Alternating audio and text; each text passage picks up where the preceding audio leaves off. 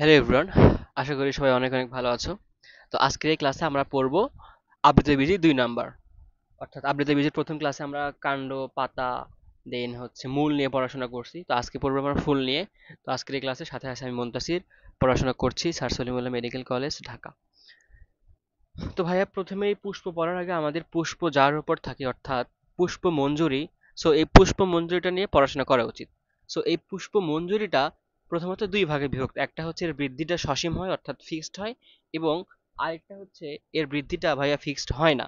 তো যেটা ফিক্সড হয় না, সরি আগে বলি, যেটা ফিক্সড হয় সেটাকে বলা হয় নিয়ত, আর যেটা ফিক্সড হয় না সেটাকে বলা হয় অনিয়ত। তার মানে ফিক্সডটা হচ্ছে নিয়ত, আর যেটা ফিক্সড হয় না সেটা হচ্ছে অনিয়ত। সো ফিক্সড হয় না বলতে কি, আমরা আসলে বলতে পারি না যে এই ফুলটা অ্যাকচুয়ালি কত বড় হবে বা এই পুষ্প মঞ্জুরিটা কত বড় হবে। যেমন রজনীগন্ধা, তুমি যদি রজনীগন্ধা ফুলটা দেখো, তুমি আলটিমেটলি বলতে পারবে না যে রজনীগন্ধা ফুলটা কত বড় হবে। বাট তুমি যদি কোনো গোলাপ ফুলের কথা দেখো, তুমি জানো যে এটা কত বড় হবে। মানে এই পুষ্প মঞ্জুরিটা বা যার উপর ফুলটা থাকে সেটা কত বড় হবে তুমি এটা বলতে পারো। বাট রজনীগন্ধার স্টিক যেটা, তুমি সেটা কিন্তু বলতে পারো না। তার মানে গোলাপ ফুলের ক্ষেত্রে এর বৃদ্ধিটা ফিক্স, সেটাকে বলি নিয়ত। আর রজনীগন্ধার ক্ষেত্রে এর বৃদ্ধিটা ফিক্স না, যেটাকে বলা হয় অনিয়ত। এখন এই পুষ্প মঞ্জুরির উপর ভিত্তি করে আবার আমরা দুইটা ভাগে ভাগ করতে পারি। কয়টা ভাগে ভাগ করতে পারি ভাইয়া? দুইটা ভাগে ভাগ করতে পারি। দুইটা ভাগে ভাগ করতে পারি। প্রথম ফুলটার ক্ষেত্রে আসো, 1 নাম্বার যেটা দেওয়া আছে সেই ফুলটার ক্ষেত্রে আসো। দেখো 1 নাম্বারের ক্ষেত্রে কি হলো, প্রথমত যে ফুলটা বের হলো, বয়স্ক যে ফুলটা, সব থেকে বড়, তারপর আস্তে আস্তে ছোট, আস্তে আস্তে ছোট ছোট ছোট হতে হতে ফাইনালি গিয়ে কত ছোট হবে এটা আমরা জানিই না। কত ছোট হবে, এরপরে যে আরো ছোট হবে কিনা এটা তুমি জানো না, বের হবে কিনা এটা তুমি জানো না। তার মানে এই যে জানো না, তার মানে কি এটা হচ্ছে অনিয়ত। সো এটা হচ্ছে অনিয়ত। আর দেখো, প্রথমতই যদি সব থেকে বড় ফুলটা আগে বের হয়, ধরো এরকম একটা ডাল বের হলো বা একটা পুষ্পমঞ্জরি বের হলো, বের হয়ে এখানে সবার বড় ফুলটা হলো, তারপর আস্তে আস্তে ছোট ছোট এগুলো থেকে আরো ছোট ছোট ফুল বের হলো, আরো ছোট ছোট ফুল বের হলো। কারণ দেখো, সব থেকে প্রথম যে ফুলটা সে হচ্ছে সব থেকে বড় এবং সে থাকে হচ্ছে মাথায়।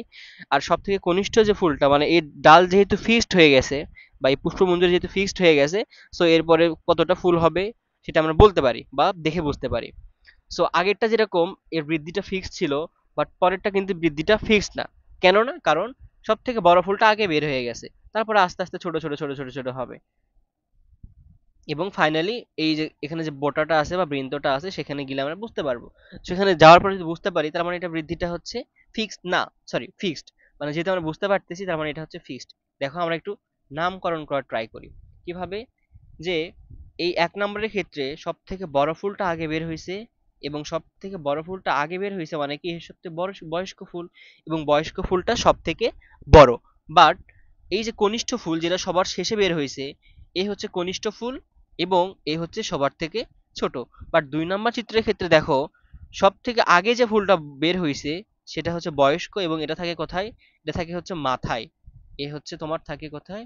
একদম মাথায় বা শীর্ষে, শীর্ষে থাকে, এবং এ হচ্ছে সব থেকে বড়। আর সব থেকে শেষে যে ফুলটা বের হয় আস্তে আস্তে সব থেকে শেষে, এ হচ্ছে কনিষ্ঠ ফুল এবং এ হচ্ছে সব থেকে ছোট। তার মানে দেখো দুইটার ক্ষেত্রে, 1 নম্বরের ক্ষেত্রে সব থেকে বয়স্কটা বড় হয় এবং বয়স্কটা নিচে থাকে, আর 2 নম্বরের ক্ষেত্রে সব থেকে বয়স্কটা উপরে থাকে এবং সব থেকে এটা বড় হয়। দুইটার ক্ষেত্রেই বয়স্ক ফুলটা বড়। 1 নম্বরের ক্ষেত্রে বয়স্ক ফুলটা থাকে হচ্ছে নিচে, আর 2 নম্বরের ক্ষেত্রে বয়স্ক ফুল থাকে হচ্ছে শীর্ষে। এখানে নিচে বা গোড়ার দিকে থাকে, ধরো হচ্ছে গোড়ার দিকে থাকে। আর 2 নম্বরের ক্ষেত্রে সব থেকে বয়স্ক যে ফুলটা, এটা হচ্ছে বয়স্ক ফুলের কথা বলছি আমরা, বয়স্ক ফুল থাকে হচ্ছে ভাইয়া কোথায়? শীর্ষে। তো তোমরা আশা করি চিত্র দেখে বুঝতে পারছো। তো এই যে যেটার বৃদ্ধিটা ফিক্সড, যে এটা কত বড় হবে আমরা সেটা বলতে পারি, অর্থাৎ এই যে 2 নম্বরটা, সেই যে ফিক্সড বৃদ্ধি যেটাকে আমরা বলছি নিয়ত, এটাকে বলা হয় সাইমোস। আর যেটা বৃদ্ধিটা ফিক্সড না, অনিয়ত, সেটাকে বলা হয় রেসিমোস। আশা করি এই দুইটা টার্ম বুঝতে পারছো, যে what is cymose and what is racemose. তো চলো এখন এই দুইটার একটু আমরা প্র্যাকটিক্যাল পড়াশোনা করি। ধরো হচ্ছে সাইমোস। সাইমোসের ক্ষেত্রে কি হয়েছে, সব থেকে বড় ফুলটা আগে বের হয়েছে এবং এটা হচ্ছে শীর্ষে থাকে, এবং সব থেকে ছোট ফুলটা সে হচ্ছে নিচে থাকে, এবং কনিষ্ঠ ফুল এবং এ হচ্ছে সব থেকে নিচে থাকে। তার মানে এটা হচ্ছে বয়স্ক, বয়স্ক, এবং এইটা হচ্ছে ভাইয়া কনিষ্ঠ। কনিষ্ঠ। দেখো এর ক্ষেত্রে কি হয়েছে, এ হচ্ছে নিয়ত বর্ধনশীল, তার মানে এ হচ্ছে সাইমস। এর কনিষ্ঠ ফুলটি অগ্রমুখ না, কনিষ্ঠ ফুলটা দেখো নিম্নমুখ, নিচের দিকে আছে, মানে সব থেকে ছোটটা হচ্ছে নিচে থাকে। আর এর বয়স্ক ফুলটা হচ্ছে অগ্রমুখ। উদাহরণ কি কি? উদাহরণ হচ্ছে জবা, আকন্দ, এরা হচ্ছে সাইমস। এবং অনেক ক্ষেত্রে একটি মাত্র ফুল দেখা যায়, যেমন জবা। জবার ক্ষেত্রে দেখো একটা পুষ্পমঞ্জরিতে একটাই ফুল থাকে। তবে রেসিমসের ক্ষেত্রে দেখো কি হলো, সব থেকে বয়স্ক যে ফুলটা সেটা হয় সব থেকে নিচে, এবং সব থেকে কনিষ্ঠ ফুল সে থাকে হচ্ছে সবার উপরে। সো কনিষ্ঠ ফুলটা এ হচ্ছে কুইমুখী, অগ্রমুখী, এবং এটা হচ্ছে অনিয়ত বর্ধনশীল। আশা করি এটা রেসিমস এবং সাইমসটা তোমরা বুঝতে পারছো। তোমরা এখানে একটু লিখে দেই যে এটা হচ্ছে কনিষ্ঠ। তোমরা একটু এগুলো খাতায় লিখে নিবা, বই পড়ে আসলে আলটিমেটলি তুমি এভাবে মনে রাখতে পারবা না। এ হচ্ছে বয়স্ক। বয়স্ক। তো এবার একটু আমরা কয়েকটা প্রকারভেদ পড়ব। এগুলো মাঝে মাঝে উদাহরণ পরীক্ষাতে আসে। আশা করি তোমরা হচ্ছে এই ক্লাসটা করার পর এগুলো নিয়ে আর ভুল করবে না। যেমন রেসিম। রেসিম কি? রেসিমের উদাহরণ একটা আমি বলতে পারি হচ্ছে সরিষা। তোমরা এগুলোর উদাহরণগুলো মনে রাখবা। রেসিম হচ্ছে সরিষা। সরিষা। তো এই সরিষা ফুলের বৈশিষ্ট্যটা কি? এ হচ্ছে সব থেকে বড় ফুলটা বের হয়, তারপরে আস্তে আস্তে আস্তে আস্তে ছোট বের হয়। এটা হচ্ছে সরিষা ফুলের বৈশিষ্ট্য। এবং দেখো এর মঞ্জরি যে দণ্ডটা আছে, মঞ্জরি দণ্ড, এই মঞ্জরি দণ্ড সব থেকে বড় না, দ্যাট মিন্স এটা হচ্ছে লম্বা। মঞ্জরি দণ্ড কি ভাইয়া? লম্বা। এরপরে যেহেতু দেখো যে সব থেকে কনিষ্ঠ ফুলটা উপরে, তার মানে এরা হচ্ছে অনিয়ত বর্ধনশীল। অনিয়ত। অনিয়ত। এরপরে কি হলো, এর কনিষ্ঠ ফুলটা হচ্ছে ভাইয়া অগ্রমুখ। কনিষ্ঠ ফুল, কনিষ্ঠ ফুল অগ্রমুখ। অগ্রমুখ। এবার আসি হচ্ছে স্পাইক।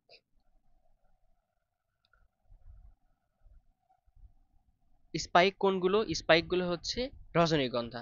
যেরকম ধরো স্পাইকের ক্ষেত্রে কি হয়, এটা উদাহরণ হচ্ছে রজনীগন্ধা। আমরা লিখি আগে।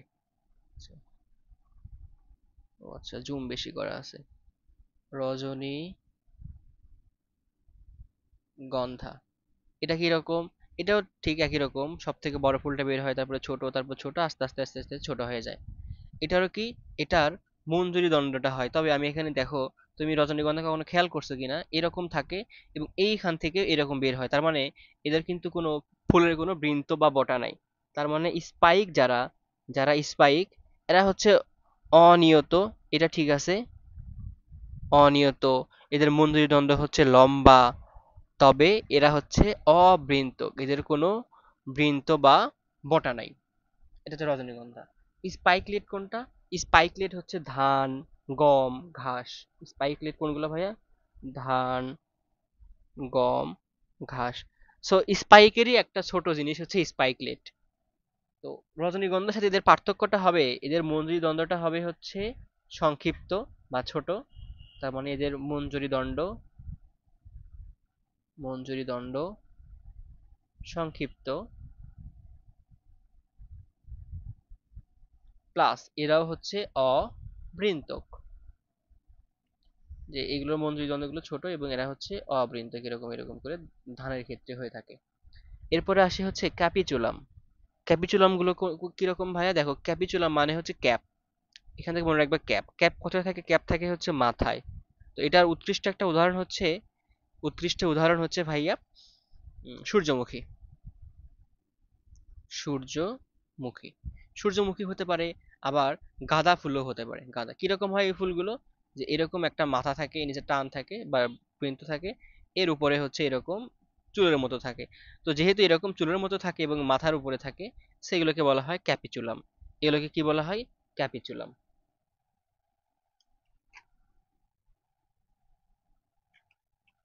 আশা করি এটা বুঝতে পারছো। তার মানে দেখো আমরা এতক্ষণ কি পড়লাম, যে এই পুষ্পপত্র বিন্যাসের উপর ভিত্তি করে, সরি, মানে পুষ্প মঞ্জুরি যেটা আছে তার উপর ভিত্তি করে আমরা সাইমস রেসিমস পাইছি।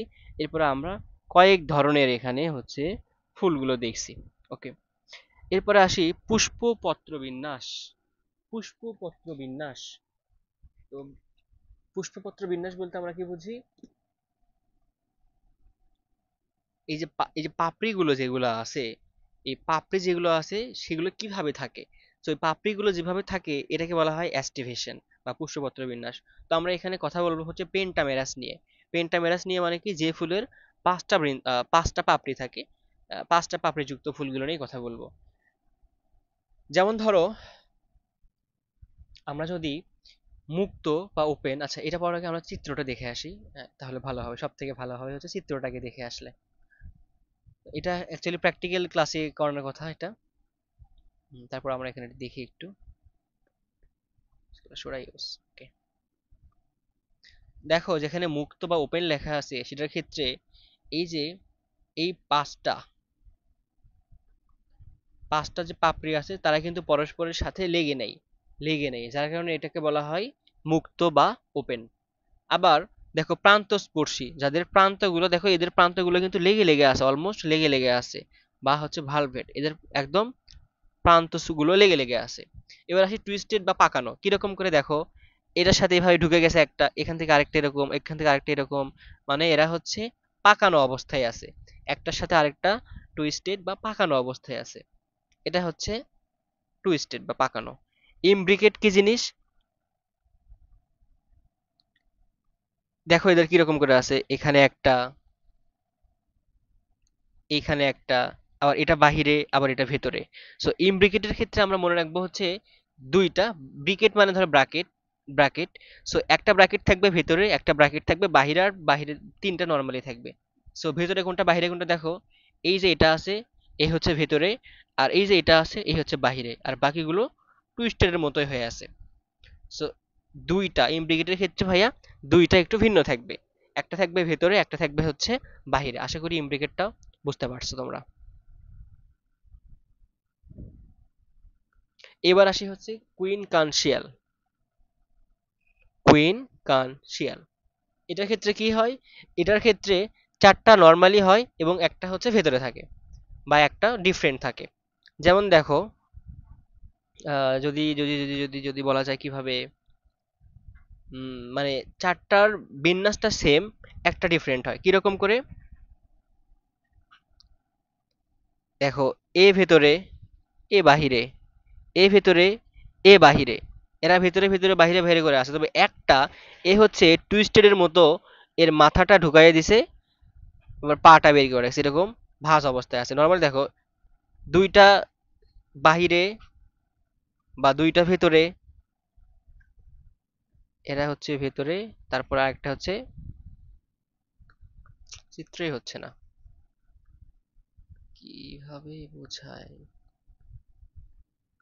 এগুলো তো ধরো হচ্ছে তোমরা জাম্বুরা খাইছো না? জাম্বুরা কাটার পরে এগুলোতে একটু প্র্যাকটিক্যাল করবে, আমি তোমাদেরকে জাম্বুরার যে ইয়েটা আছে, ভিডিওটা আছে, ওটা আমি দেবো একটু পরে, দিচ্ছি। তো দেখো, যেটা বোঝাতে চাচ্ছিলাম যে এইটার ক্ষেত্রে এটা ভেতরে, এটা ভেতরে, দুইটা ভেতরে, দুইটা বাহিরে, দুইটা ভেতরে দুইটা বাহিরে, তবে এই যে বদমাইশটা আছে এ হচ্ছে এখানে ব্যতিক্রমটা ঘটাইছে। কি ব্যতিক্রম ঘটাইছে ভাইয়া? এই হচ্ছে দেখো, এই যে এটা মাথার ভিতর দিকে ঢুকাই দিছে, আবার এটা হচ্ছে বের করে দিছে, যার কারণে এটাকে আমরা বলছি হচ্ছে কুইন কানশিয়াল। একটু একটু ব্যতিক্রম, মানে হচ্ছে এ হচ্ছে কুইন এখানকার। ওকে। এরপর আসি ভেক্সিলারি। ভেক্সিলারিটা কি? এটা হচ্ছে ছাতার মতো আবরণ দিবে। দেখো এটা হচ্ছে ছাতার আবরণ, তারপরে বাহিরে দুইটা, তারপরে ভিতরে দুইটা, মানে প্রথমত এরকম ছোট থাকে, এরপরে দুইটাকে আবৃত করে রাখে, এরপরে এটাকে এসে আরেকটা আবৃত করে রাখে। বুঝতে পারলাম? ভেক্সিলারি কি? আবরণ দিবে। ওকে। আমরা এখন তাহলে এখানে চলে আসি, যে প্রথমত মুক্তর ক্ষেত্রে চলে আসি আমরা। মুক্ত, তো এগুলোর অ্যাকচুয়ালি উদাহরণগুলো মনে রাখতে হবে আমাদের। একাডেমিক বলি বা অ্যাডমিশনের ক্ষেত্রে বলি, এগুলো আমাদের আলটিমেটলি উদাহরণগুলো ভাইয়া মনে রাখতে হবে, না হলে আমরা কিন্তু পারবো না। সো মুক্তর ক্ষেত্রে কি, কোনোটার সাথে লাগে থাকবে না। 3, 4, 5, এগুলো একটু হচ্ছে ডিপ করে দিলা, তাহলে আর একটু দেখতে সুন্দর দেখা যায়। এরা হচ্ছে মুক্ত। উদাহরণ কি কি? উদাহরণ হচ্ছে গন্ধরাজ, একটা হচ্ছে জবা। এবং জবাকে এখানে জবা শুধু হবে না, এটা জবা হচ্ছে উপবৃত্তি, জবার উপবৃত্তি, এবং গন্ধরাজের হচ্ছে ভাইয়া বৃত্তি। উদাহরণগুলো মনে রাখতে হবে। এরপর আসি প্রান্তস্পর্শী বা ভালভেন্ট। তো প্রথমত কি করবো, আমরা পাঁচটাকে আঁকাই নিব। 1 2 3 4 5। এরপরে পাঁচটা এরকম একটু ডিপ করে দিব।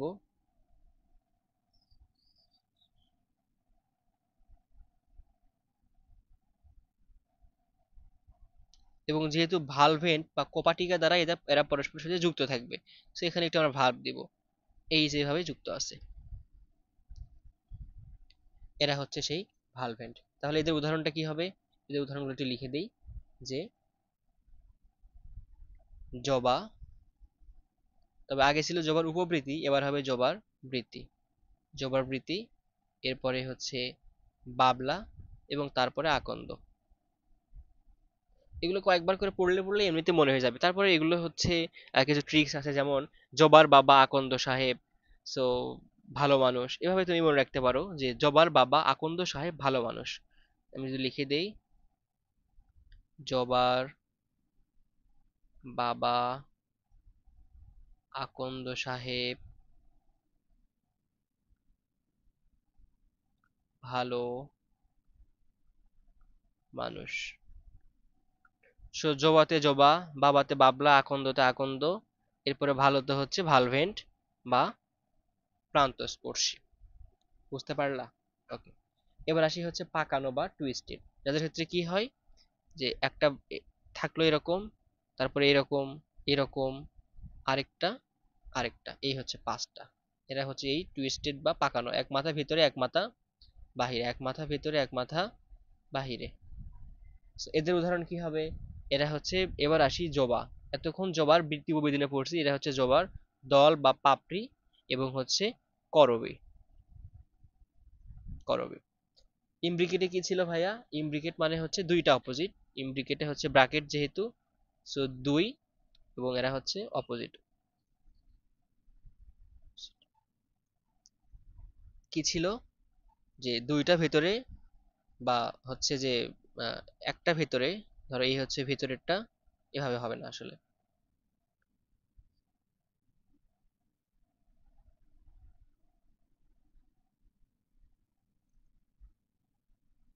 1 2, একে ধরো বাহিরে দিলাম 3 4, এবং একে হচ্ছে ভিতরে নিয়ে আসলাম। দেখো এই দুইটা এরা হচ্ছে অপোজিট, ভিতরে বাহিরে, এবং বাকি তিনটা হচ্ছে নর্মালি আছে। এরা হচ্ছে সেই ইমব্রিকেট। এদের উদাহরণ কি, এদের উদাহরণ হচ্ছে কৃষ্ণচূড়া। এই উদাহরণটা মনে রাখতে হবে, কৃষ্ণচূড়া এবং কালকাসন্ধ্যা, কালকা সন্ধ্যা। তবে তোমাদের একটা খুশির খবর দেই, মেডিকেল অ্যাডমিশন টেস্ট সহ অন্যান্য জায়গায় অ্যাডমিশন টেস্টে, বিশেষ করে মেডিকেলের ক্ষেত্রে জবারটাই আসে, জবা এবং হচ্ছে ধানের গাছেরটা। ওকে। এরপর আসি কুইন কানসিয়াল। সেটা কিভাবে বলেছিলাম, যে চারটা বিন্যাস সেম হয় এবং একটা হয় ডিফারেন্ট। চারটা সেম মানে কি, 1 2 3 4, এবং আরেকটা হচ্ছে এরকম ভেতর থেকে বাইরে চলে যায়। 1 2 3 4, এবং এই এখানে হচ্ছে ডিফারেন্টটা ঘটাইছে। এরকম হতে পারে, অথবা হতে পারে যে ধরো দুইটা ভেতরে, এ বাহিরে,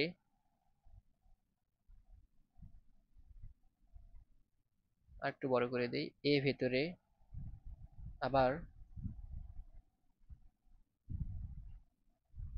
এ বাহিরে, এ ভেতরে, আর এখানে হচ্ছে এ ডিফারেন্ট। আসলে চিত্র এখানে হইল না এভাবে, কিভাবে আঁকা যায়।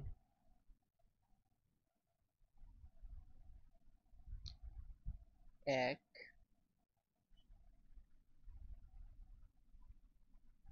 2, ভেতরে,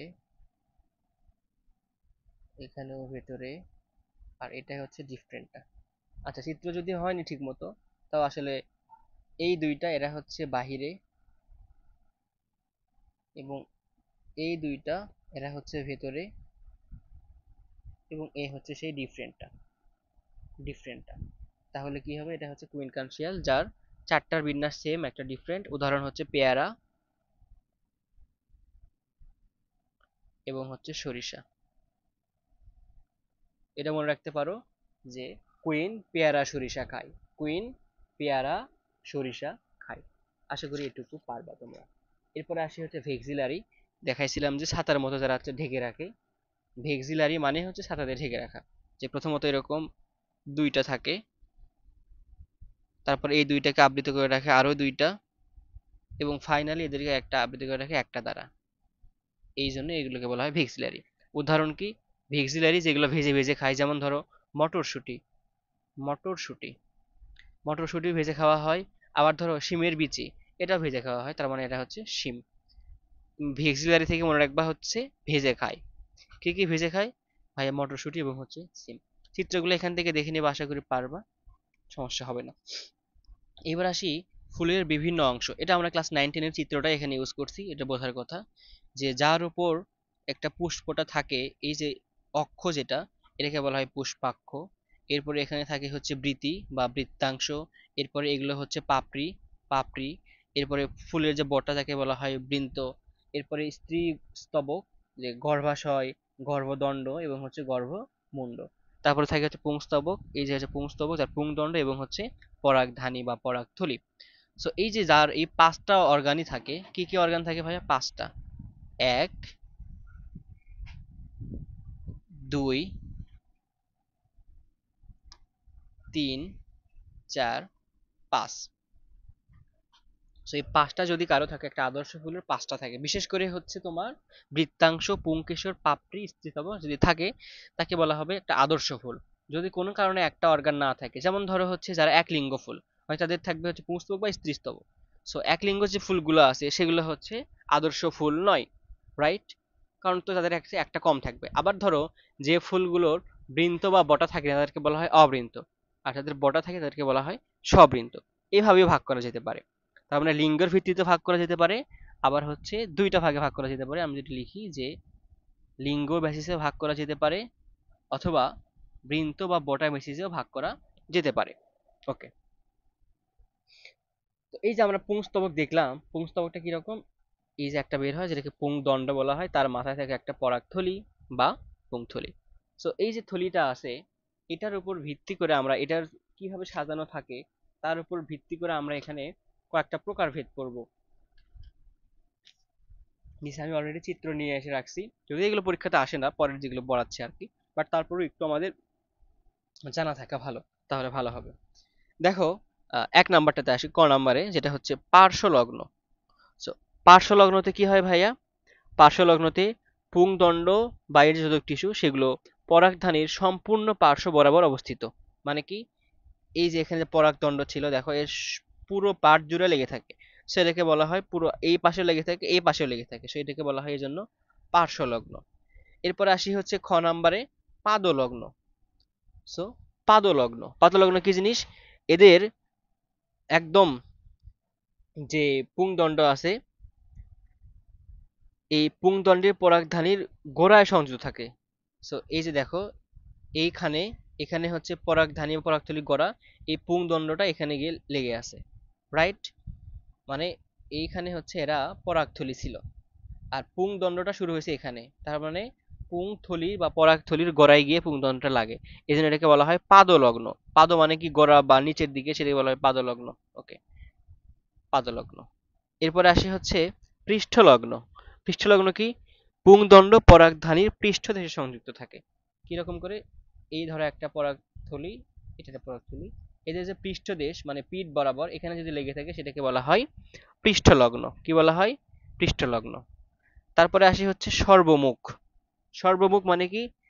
পুংদণ্ড যখন পরাগধানীর যোজক টিস্যুর মাঝখানে একটি বিন্দুতে সংযুক্ত থাকে এবং সামান্য বাতাসেই, দেখো এই জিনিসটা, এই যে এরা কিন্তু বাতাস পেলেই হেলে যাবে, দুলে যাবে। সামান্য বাতাসে যদি এরকম হেলে দুলে যায়, তাহলে সেই ক্ষেত্রে তখন সেটাকে বলা হবে সর্বমুখ। কি মুখ? সর্বমুখ। যে এরকম ছিল, যে এখানে একটা পুংদণ্ড ছিল, যার একদম মাথার দিকে এরকম দুইটা হচ্ছে লেগে থাকে, এটা বাতাস পেলেই হচ্ছে এরা নাড়াচাড়া শুরু করে দিবে। সো এই হচ্ছে আমাদের পুংস্তবকগুলো কিভাবে সাজানো থাকে সেগুলো। তো এগুলোর উদাহরণগুলো আছে, উদাহরণগুলো আমি একটু হচ্ছে লিখে দেই। এটা এর উদাহরণ ভাইয়া পরীক্ষাতে আসে না, জাস্ট এটা মনে রাখো যে সর্বমুখ যেটা, সর্বমুখ হচ্ছে ধান, গম, এটা। তারপরেও যদি চাও, ধরো হচ্ছে পাদলগ্ন, যারা পাদলগ্ন হিসেবে ধুতুরা, সরিষা মনে রাখতে পারো। লাগে না লাগে বলছি, লাগে হচ্ছে এইটা ধান আর গম। এরপরে হচ্ছে পার্শ্বলগ্ন, পার্শ্বলগ্ন হিসেবে কলাবতী ফুল মনে রাখতে পারো, কলাবতী। এবং পৃষ্ঠলগ্ন, পৃষ্ঠলগ্ন হচ্ছে জবা, পৃষ্ঠলগ্ন ফুল হচ্ছে জবা। মনে রাখবা কোনটা, ধান আর গম হচ্ছে এরা সর্বমুখ, এরা কি মুখ, সর্বমুখ, যারা বাতাসে হেলে দুলে যেতে পারে। ওকে, এবার আসি পরাগধানীর আকৃতির উপর ভিত্তি করে। পরাগধানী আকৃতির উপর ভিত্তি করে ফুলগুলোকে কয়েক ভাগে ভাগ করা যায়। যেমন কোনো পরাগধানী যদি এরকম বৃক্কাকার হয় সেটাকে বলা হয় বৃক্কাকার পরাগধানী। যদি এরকম রেখার মতো হয় সেটাকে বলা হয় রেখাকার। যদি এরকম ওভাল শেপ হয় সেটাকে বলা হয় ডিম্বাকার। আর যদি এরকম শেপটা হয় সেটাকে বলা হয় আয়তাকার। তো আমাদের আমাদের এখান থেকে জাস্ট আমরা মনে রাখবো হচ্ছে যে বৃক্কাকার এবং হচ্ছে রেখাকার। বৃক্কাকার হচ্ছে জবা আর রেখাকার হচ্ছে মুক্তাঝুরি। বৃক্কাকার হচ্ছে জবা এবং রেখাকার হচ্ছে মুক্তাঝুরি। সো জবাটা এখান থেকে বৃক্কাকার। দেখো পরীক্ষাতে কি কাজ বলে দিচ্ছি আমি। বৃক্কাকার, এটা মনে রাখবা হচ্ছে জবা, আর সর্বমুখ মনে রাখবা হচ্ছে ধান। এটাই বারবার অ্যাডমিশন টেস্টেও আসবে, সর্বমুখ হচ্ছে ধান। ওকে, এবার আসি বিভিন্ন প্রকারের ফুল। তো দেখো আমরা একটু আগে বললাম যে এক লিঙ্গ উভলিঙ্গরে বুঝতে পারছি। এরপরে যদি কারো একটা গর্ভপত্র থাকে তাহলে সেটাকে বলা হয় এক গর্ভপত্রী। যদি দুইটা গর্ভপত্র থাকে তাহলে বলা হয় দ্বিগর্ভপত্রী। যদি অনেকগুলো গর্ভপত্র থাকে সেটাকে বলা হয় বহু গর্ভপত্রী। তারপরে আমরা পড়লাম হচ্ছে সম্পূর্ণ ফুল, অসম্পূর্ণ ফুল। যার পাঁচটা স্তবকই থাকে তাকে বলা হয় সম্পূর্ণ ফুল। যার একটা স্তবক না থাকে তাকে বলা হয় অসম্পূর্ণ ফুল। এরপরে আসি যে ভাইয়া সমাঙ্গ ফুল কোনটা। তো যাদের হচ্ছে যে প্রতিটি স্তবকের সবগুলো অংশ সমান আকারে থাকে, সমান আকারে থাকে সেটাকে বলা হয় সমাঙ্গ ফুল। অর্থাৎ ধরো যে সম আকৃতি বা সম আকার বিশিষ্ট হয় তাদের বলা হয় সমাঙ্গ ফুল। এই যে এখানে দেখো সমাঙ্গ ফুল, জবাকে বলা হয় সমাঙ্গ ফুল। এগুলোর তো আসলে কখন আসবে না, জাস্ট উদাহরণগুলো মনে রাখতে হবে। জবা হচ্ছে সমাঙ্গ ফুল। অসমাঙ্গ ফুল কোনটা, যাদের হচ্ছে সবগুলো সমান থাকে না, যেমন মটরশুঁটি, মটরশুঁটি। ওকে, এরপরে সম্পূর্ণ ফুল, সম্পূর্ণ ফুল ছিল জবা। আচ্ছা, ও সরি সরি মিস্টেক, এটা মটরশুঁটি বললাম হচ্ছে অসমাঙ্গ ফুল। এই মটরশুঁটিটা হচ্ছে হচ্ছে মটরশুঁটি অসমাঙ্গ ফুল। আর অসম্পূর্ণ ফুল যেমন ধরো লাউ, কুমড়া, এরা হচ্ছে এক লিঙ্গ হয়ে থাকে, লাউ কুমড়া, এদের পুরুষ ফুল আলাদা, স্ত্রী ফুল আলাদা। ওকে, আচ্ছা। এরপরে বহু প্রতিসম, যেটা বললাম যে অনেকগুলো ভাগে যদি সমান ভাগে ভাগ করা যায় সেটা হয় বহু প্রতিসম। আর যদি একটা ভাগে ভাগ করা যায় সেটা হচ্ছে এক প্রতিসম। এরপর আরো ছিল সবৃন্তক অবৃন্তক, বলছি বটা আছে নাকি বটা নাই। এরপরে হচ্ছে যুক্ত গর্ভপত্র নাকি বিযুক্ত গর্ভপত্র, সেটা ছিল, ওটাও আমরা দেখছি। ওকে, এবার আমাদের আরেকটা বড় একটা পার্ট আছে, সেটা হচ্ছে যে আমাদের গর্ভপাত পুষ্প, গর্ভকটি পুষ্প এবং গর্ভশীর্ষ পুষ্প। তো এগুলোর উদাহরণগুলো মনে রাখতে হবে আমাদের। এগুলোর আরো কয়েকটা করে নাম আছে, এগুলো একটু মনে রাখতে হবে। যেমন ধরো যেটা গর্ভপাত, যেটা যেটা গর্ভপাত, এটাকে আবার বলা হয় অধিগর্ভ গর্ভাশয় বা হচ্ছে হাইপোজেনাস। যেটা গর্ভকটি যেটা সেটাকে বলা হয় পেরিজেনাস বা অর্ধ অধিগর্ভ গর্ভাশয়। এবং আরেকটা হচ্ছে গর্ভশীর্ষ যেটা, সেটাকে বলা হয় অধগর্ভ গর্ভাশয়। এবং এটাকে বলা হয় এপিজেনাস। কি জেনাস? এপিজেনাস। এগুলো উদাহরণগুলো পড়তে হবে আমাদের। গর্ভপাত যেটা সেটা হচ্ছে জবা, সরিষা, ধান। গর্ভকটি যেটা সেটাকে বলা হয় সিম, গোলাপ ফুল। আর যেটা হচ্ছে গর্ভশীর্ষ এটা হচ্ছে কুমড়া। এখন দেখো আমরা একটু চিত্রগুলো থেকে বোঝার ট্রাই করি, দেখো এগুলো পারো কিনা। যে এই হাইপোজেনাস যেটা বা হাইপোগনাস, সরি মিস্টেক, বানান ভুল করছি আমি, হাইপোগনাস বা গর্ভপাত। সো ইংলিশ ওয়ার্ডগুলো মনে রাখলে আমাদের পড়াটা সহজ হয়ে যাবে। দেখো হাইপোগনাস, হাইপো মানে হচ্ছে নিচে। কি নিচে? এই যে গর্ভাশয় থাকে, এই গর্ভাশয় থাকে, গর্ভাশয়ের নিচে থেকে সবগুলো পুংস্তবক, স্ত্রীস্তবক, এই পাপড়ি সবগুলো গর্ভাশয়ের নিচে থেকে শুরু হয়েছে। মানে আলটিমেটলি আমাদের চিত্রটা দাঁড়ায়, যদি আমরা, এটা হচ্ছে গর্ভাশয়, এখান থেকে এই যে এর নিচে থেকে হচ্ছে পাপড়ি বের হইছে, এখান থেকে পুংস্তবক বার হইছে, এই জন্য এটাকে বলা হয় হাইপোগনাস, হাইপোগনাস বা হচ্ছে গর্ভপাত। তারপরে দেখো পেরিজেনাস। পেরি মানে হচ্ছে চারদিক থেকে, বা কোন চারদিক থেকে, যদি এবার এ হচ্ছে ধরো গর্ভাশয়, এই যে দেখো উপর থেকে যদি পাপড়ি বা উপর থেকে যদি পুংস্তবক গুলো বের হয়, উপরের গুলো মানে হচ্ছে আমরা দেখো প্যারাইটাল বা প্রাচীর বা উপরে যদি আমরা বুঝি, সো এই জায়গা থেকে যদি বের হয় সেটাকে বলা হয় পেরিগাইনাস বা পেরিজাইনাস। আর যদি এরকম হয় যে এপি, এপি কোনটা ভাইয়া? দেখো আমাদের এই হচ্ছে আহ, গর্ভাশয়ের নিচে, তার উপরে এখান থেকে সবগুলো বের হয়েছে, এখান থেকে সবগুলো বের হয়েছে। আগে যেটা ছিল সেটা হচ্ছে আরেকটু উপর থেকে বের হয়েছে। তুমি এখানে যদি উদাহরণটা বুঝতে চাও, যে দেখো যে এটা মানে অর্ধ অধিকর্ণ বলা হয়েছে, মানে ফুল যে হয়েছে এরকম না। একদম এপি মানে হচ্ছে একদমই বাহিরের দিকে। এপি মানে কি একদমই বাহিরের দিকে। সো এখানে আসলে ওইভাবে উদাহরণ মানে বৈশিষ্ট্যগুলো তুমি পরে মনে রাখতে পারবা না, ভুলে যাবা যে কোনটার গর্ভাশয় কোথায়, কোনটার গর্ভপত্র কোথায়, বলতে পারবা না। বাট তোমাদের এখান থেকে উদাহরণটা পড়তে হবে এবং উদাহরণটা হচ্ছে পারতে হবে। আমরা এই যে জিনিসগুলো আছে এগুলোর এরপরে হচ্ছে একটা প্র্যাকটিক্যাল ক্লাস, এখানে আমি কমেন্টে হয়তো একটা লিঙ্ক অ্যাড করে দিব, তোমরা সেখান থেকে প্র্যাকটিক্যাল ক্লাসটা দেখে নিবা। আর এখান থেকে যেটা বললাম যে ভাইয়া এগুলোর উদাহরণগুলো পড়তে হবে। তারপরেও এখানে আরো কয়েকটা বৈশিষ্ট্য লেখা আছে, এগুলো পড়ে দেই। যে দেখো যেটা এপিজেনার, যেটা এপিগাইনার, যেটা গর্ভশীর্ষ, এদের পুষ্পাক্ষ প্রসারিত হয়ে পেয়ালাকৃতি ধারণ করে এবং গর্ভাশয়ের পাদদেশে সংযুক্ত হয়। এদের পুষ্পাক্ষ কোথায় সংযুক্ত হয়? গর্ভাশয়ের পাদদেশে। এরপরে পুষ্পাক্ষের অবশিষ্ট স্তবক গর্ভাশয়ের উপরে পর্যায়ক্রমে সজ্জিত থাকে। সো উপরে মানে কি, এই যে উপরে এগুলো সজ্জিত আছে, এই জন্য এটাকে বলা হয় গর্ভ শীর্ষ। এরপরে গর্ভকটি, এদের কি হয়েছে? এদের ক্ষেত্রে গর্ভাশয়গুলো, এই গর্ভাশয়গুলো এই যে মানে সরি বাকি যে তিনটি স্তবক আছে পেরি বা চার দিকে যে বললাম, এই চার দিক থেকে ঘিরে রাখে। এই যে দেখো এটা হচ্ছে আমাদের গর্ভাশয় ছিল, এই চার দিক থেকে ঘিরে রাখছে, চার দিক থেকে ঘিরে রাখছে, এই জন্য এটাকে বলা হয় পেরিগাইনাস। এবং বাংলা টার্ম হচ্ছে অর্ধ অধি গর্ভাশয়। আর যেটা হাইপোজেনাস, যেটা হচ্ছে নিচে এবং নিচ থেকে সবগুলো বের হয়েছে। বুঝতে পারছো তার মানে কি? আমি যদি আবার একটু সামারি করে দেই এটা, সো দেখো আমি যদি আবার একটু সামারি করে দিই এখান থেকে, গর্ভপাতের ক্ষেত্রে কি হয়? গর্ভপাতের ক্ষেত্রে এই একটা গর্ভাশয় থাকে এবং গর্ভাশয়ের নিচে থেকে বাকি যে স্তবকগুলো আছে সেগুলো বের হয়। এই জন্য এটা বলা হয় হাইপোজেনাস বা হাইপোগনাস। কারণ কি, হাইপো মানে নিচে, নিচ থেকে বের হয়। এরপরে পেরি মানে হচ্ছে চারিদিকে, এটা যদি গর্ভাশয় হয়, এই গর্ভাশয়ের চারিদিক থেকে যদি বের হয় সেটাকে বলা হয় পেরিজাইনাস, পেরিজাইনাস বা হচ্ছে তোমার গর্ভকটি। এরপরে যদি এরকম হয় যে গর্ভাশয় এখানে থাকে এবং গর্ভাশয়ের উপরের থেকে সবগুলো বের হয় সেটাকে বলা হয় এপিগাইনাস। বোঝা গেল টার্মগুলো? আশা করি এগুলো নিয়ে আর আমাদের কোনো প্রবলেম হবে না। তো এই পর্যন্ত দেখার জন্য সকলকে ধন্যবাদ। আসসালামু আলাইকুম।